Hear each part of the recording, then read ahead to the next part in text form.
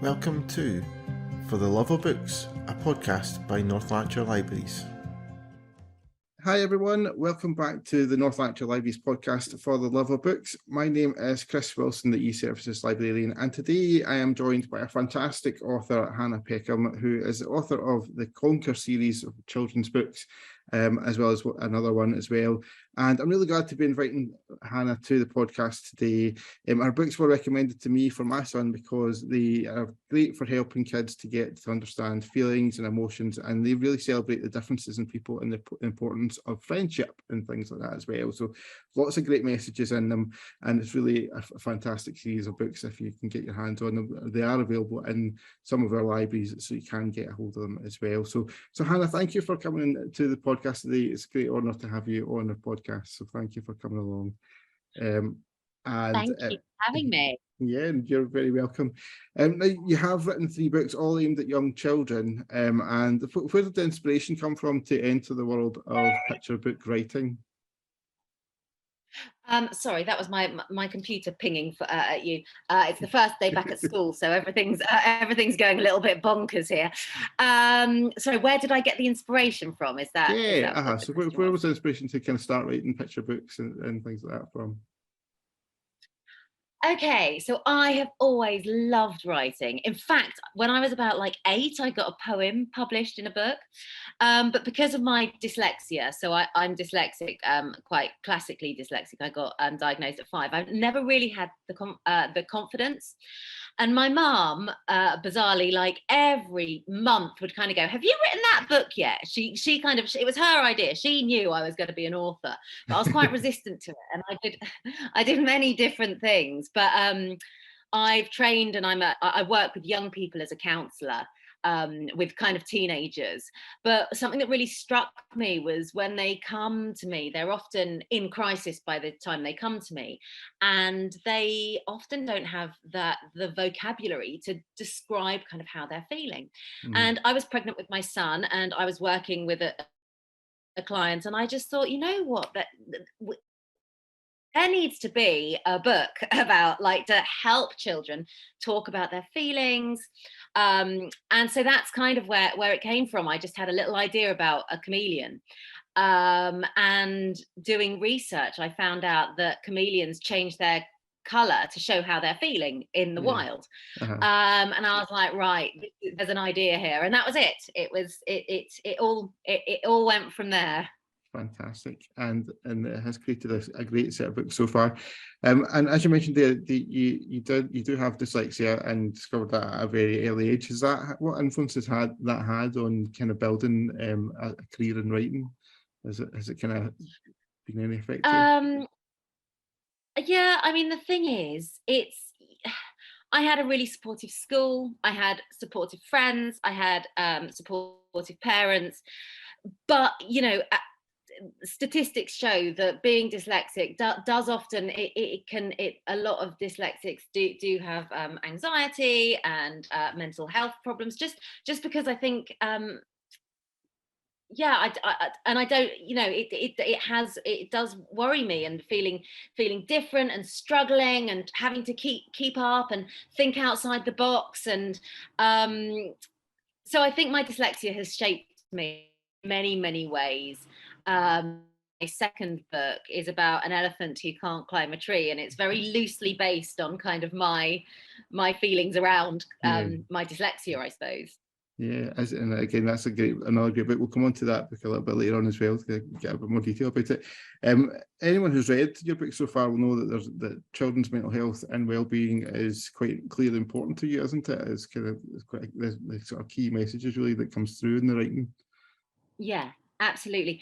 One of the things I think quite often, I mean, it's not taught in schools. I mean, and it's certainly not on the curriculum as a mainstream thing like maths and English. But I think it's, these tools, emotional tools, are one of the most important things you can teach your child to kind of go through, with resilience and self-awareness and empathy. And yeah, I kind of think sometimes we often leave our children just to kind of do that all on their own, but it's one of the most complicated, crazy things to have to navigate. It's like you wouldn't leave your child in a kitchen to bake a cake on their own and expect anything other than a complete mess when you walk in, but we often leave them to navigate their emotions unattended, and then we're surprised when there's a mess. I feel like just some basic guidance is really important.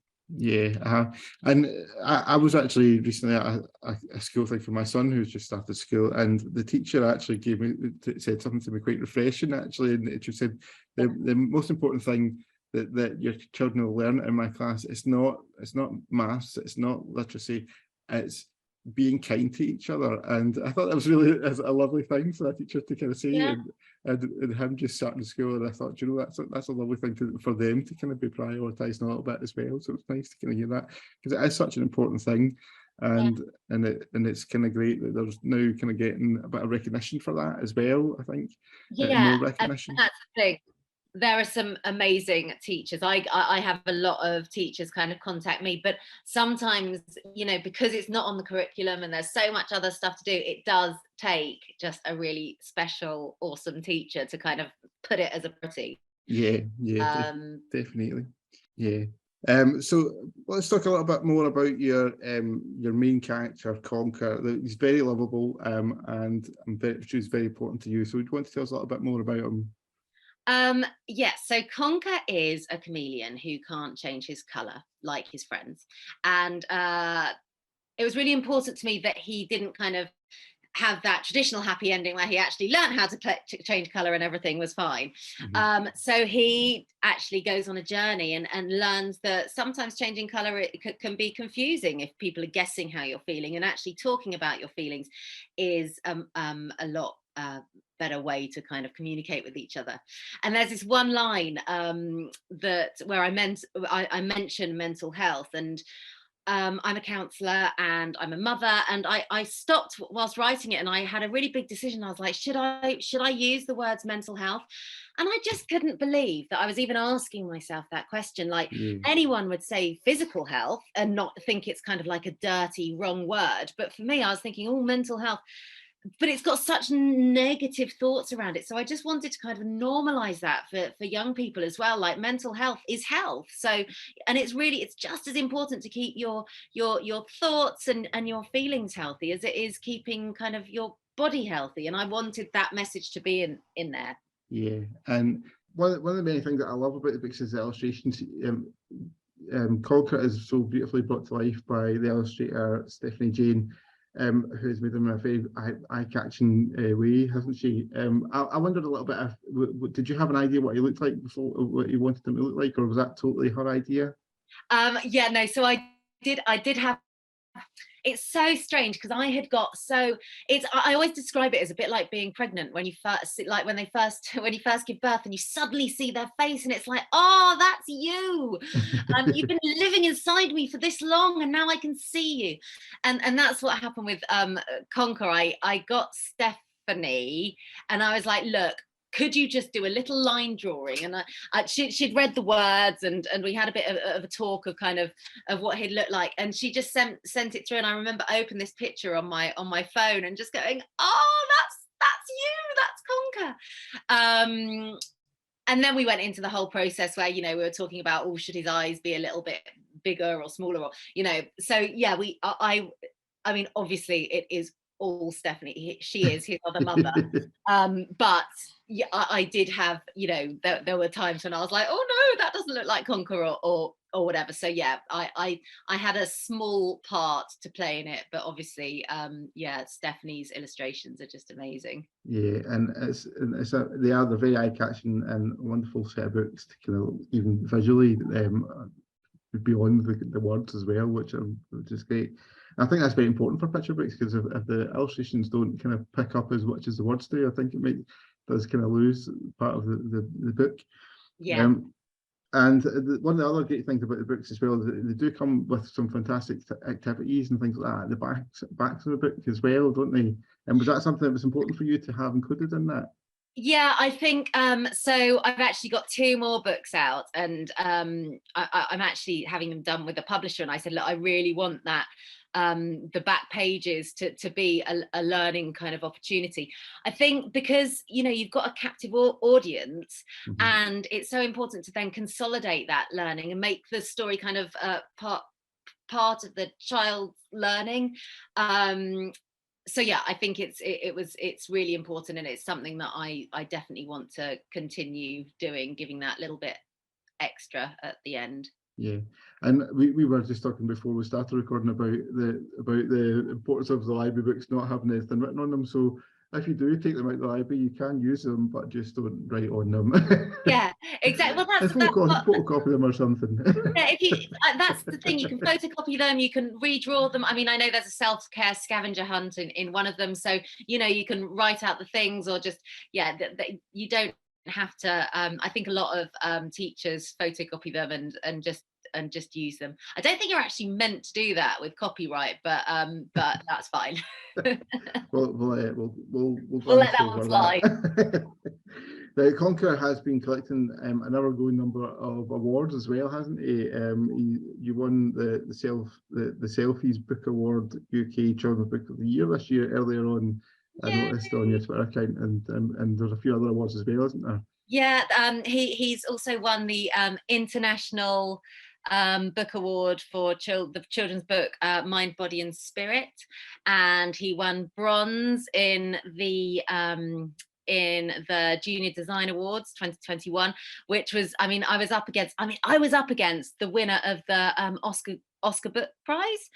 Was it the Oscar Book Prize, which is like massive, and he beat that book. I'm not going to say which one it was, but I was just like, when you're just like, oh, I've arrived. It was just very, it was very exciting. That must be quite a proud moment to be able to kind of see your hard work kind of really kind of getting recognised from these awards. Yeah, it's just been obviously just getting messages from parents saying that they've been helped to, that their child's kind of opened up, or is accolade and kind of reward enough, really. But to have a little shiny badge is kind of quite exciting. Yeah, it must be nice for sure. And now the newest book from Conker, which is called Conker and the Monkey Trap, has fairly recently come out, hasn't it? Yeah. Did you always mean to make it a series? Was that always the plan? I had visions in my head, and actually Sanjeet, the rainbow lorikeet from Conker and the Monkey Trap, he was in my very first draft of Conker the Chameleon. So although I didn't kind of necessarily want to make it a series, there was always kind of another story to tell, I suppose. Fantastic. And you've been doing lots of really interesting events for promoting the book as well. I've seen quite a few things on your Twitter account that look really interesting. So you want to tell us a little bit about those? Yeah, it's been so much fun. We did a wellbeing trail at a local ancient woodlands, so that was really important, because I just kind of wanted to make the books come to life a little bit and give children an opportunity to kind of check in with their feelings and kind of be in nature. And then I went to Carfest South. I know there's a Carfest North as well, but no, I went to Carfest South, and it's all for charity, and it was just so lovely. It was actually, though, the first 2 days I've spent away from my son, so it was exhausting, and it was so much fun, and so many wonderful children, and I met other authors. But yes, I left my son alone. I had a whole bed to myself for 2 nights. But I still stupidly woke up at 5:30 every morning, because my body clock has kind of conditioned to toddler life, I think. Yeah, I think that happens. I think you just kind of get ingrained into the way of waking up at the set times and stuff, and then when they're not here with you, you still just follow the same pattern. I mean, it's so unfair. No matter how much you've been looking forward to that kind of lion that you've not had for years. I know. But now your writing isn't always about Conker, as you kind of mentioned a little bit earlier. As good and lovable as he is, there is also Hetty, who is the star of Climb as well, isn't there? Do you want to tell us a little bit more about that story? Yeah, she's my little book baby girl. So Hetty is an elephant, and she really wants to be able to climb trees. And just like Conker, I didn't want at the end suddenly she was able to climb a tree and everything was fine, because elephants can't climb tree. It's ergonomically not gonna happen, is it? Is that the right word?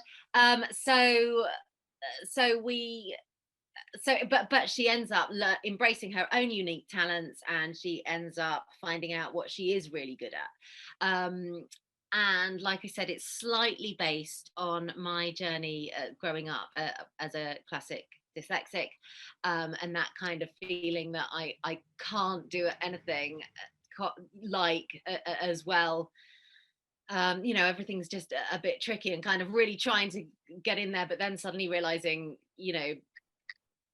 that there's other things that I can do. We're all good at something. Yeah, Yeah. And I think that's an important thing for people to realise as well, is that not everyone is great at sports or writing but you've got your own talents hidden there as well. Yeah. And I think that the book really highlights the importance of kind of really finding your own strength, doesn't it? Yeah, embracing your own unique talents and friendship and yeah. And also, disappointment, and like the word, sometimes, it might not be the happy ending you were wishing for, but Yeah. you'll find your own different happy ending. Yeah, and I think that's equally as important as finding your own strength as well, as realizing that you're not necessarily going to be the best at everything in the world as well. So, now I know you've been out there doing a lot at the moment of promotion for Conker, but looking a little bit further ahead, is there going to be more Conker adventures, do you think? The new book's just come out, so I know it's quite fresh. But yeah, well, no, you know what? I've written two others. One's due out in spring, and one's due out in autumn next year. Neither of them about Conker. One's about a unicorn, and one is about a dinosaur. But yeah, I mean, obviously, there's a lot more for Conker to do. So yeah, I'm sure I'll revisit Conker, but I have one. This is kind of what happens. I get an idea and it kind of sits in my head for about 6 months, and I try and write it usually when I first have the idea, and I write a whole load of rubbish, and then it just sits in my head for about 6 months, and then one day, I don't know what happens. It all floods into my head, and I just have to run away into the bedroom and type it all out in the space of like 2 days, and then that's done. And I'm currently at the stage, I've got a pirate in my head. And I've written a whole load of rubbish, and I'm hoping at some point soon that the flood of pirate is going to come to me, but we'll see if it does or not. I'm very excited about to find out that there's a dinosaur one, because my son is a dinosaur fanatic, so we'll definitely be watching out for that one. Well, yes, I know. So my son, so I wrote the unicorn one first, and then my son is a massive dinosaur fan. So yes, a brontosaurus this one's about, and I love it. It's got such a lovely. In fact, what we were talking about earlier, I think your son would particularly love it, but I can't say much about it because it's not even started to be illustrated yet. So so it's all a bit top secret, but it's very special. Fantastic. I'm looking forward to that one already, so that'll be good. Now, on your Twitter bio, it lists you as an award-winning author, as we've discussed earlier already, but also, most importantly, a mum as well.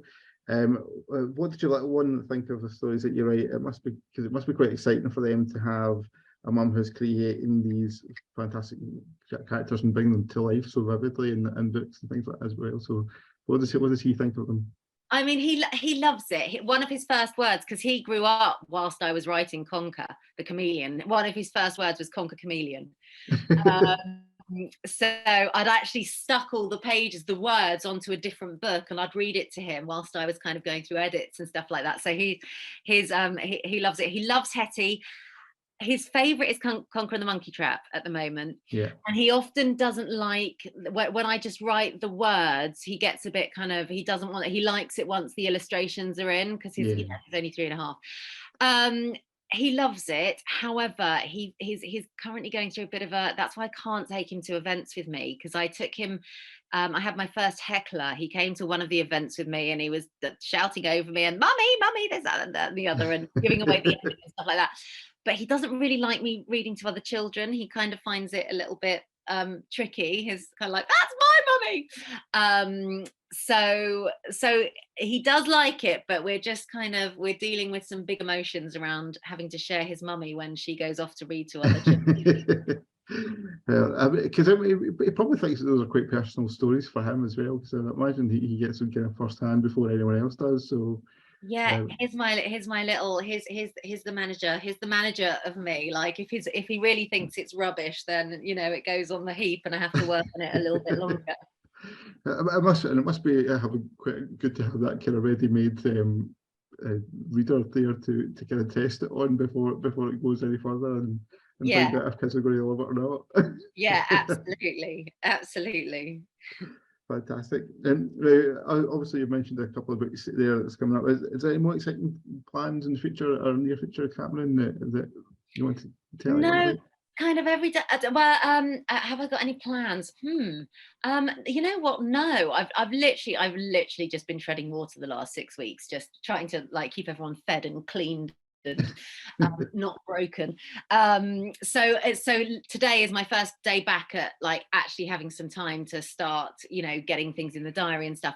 I mean, I do school visits, which I love, but no, I don't think I have, apart from my 2 books that are out next. Oh yeah, I've got two books out next year.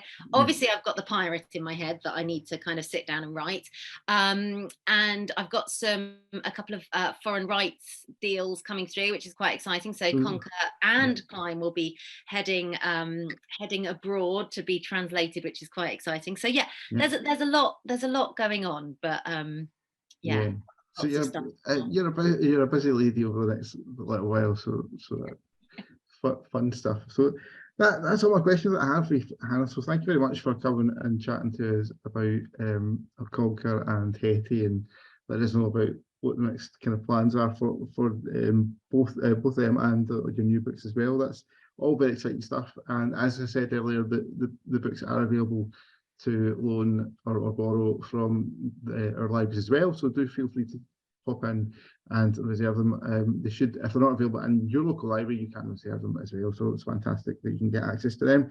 Just before we finish up, I'll give a couple of little service updates as well for some exciting things that you can look forward to happening in North Lanarkshire libraries. It's almost been a year since we've had Playlists for Life involved in our library, so we are going to have our first anniversary party, and that's going to be happening in Coatbridge Library on Thursday, the 29th of September, and it's going to feature a performance from Cat's Pyjamas. And there's also going to be a staff playlist, which we'll put out there on National Playlist Day, which is the week before, on the 22nd of September. And that you'll get to see what the staff think is the most important party songs out there for that as well. We've also got Doors Open Days coming up soon as well on Saturday the 17th of September. And you'll be able to go on a tour of Motherwell Library for that, as well as also visit the Observatory in Airdrie Library, or go for a talk with Diane Waters at Cumbernauld Library as well. So that's all some fantastic events you can get to for Doors Open Days that will be coming up very soon. And also, can I watch that space as well for Macmillan Coffee Mornings coming up? The official date for that is Friday the 30th of September, and we will have a few libraries having some coffee mornings to try and raise funds for our partner Macmillan Cancer Support. And we will hopefully have some great kind of little chats and coffees and tea and biscuits and stuff like that available for those. So loads of stuff to look out for in the coming weeks in our libraries. So do watch out for all that. If you've enjoyed this podcast, guys, don't forget you can leave us some feedback using the hashtag FLB podcast, or by emailing us at librarypodcast@northland.gov.uk. But that's all for us just now, guys. Thank you very much again to Hannah for joining me. And we'll be back again soon with more podcast episodes. Bye. Bye-bye.